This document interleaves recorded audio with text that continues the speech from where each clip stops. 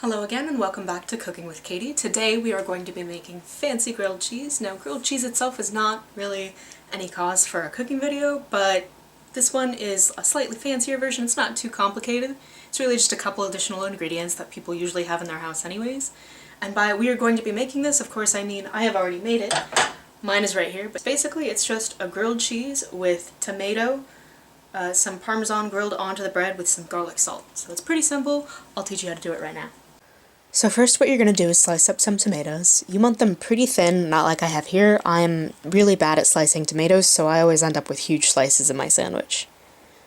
Then you're going to slice some cheese, and it doesn't really matter if it's thick or thin, so just put as much cheese as your little heart desires.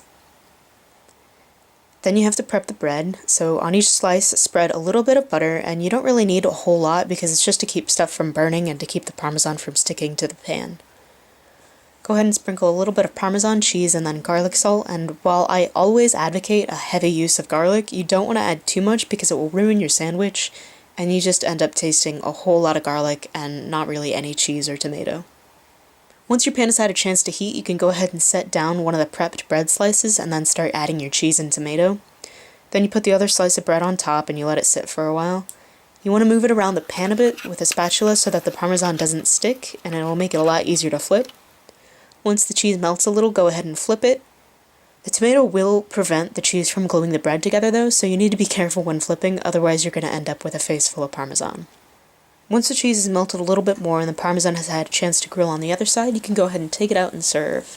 Like I mentioned before, it's really not too complicated, but it's still a lot nicer than just giving like a simple grilled cheese. It's a nice way to fancy up a simple meal.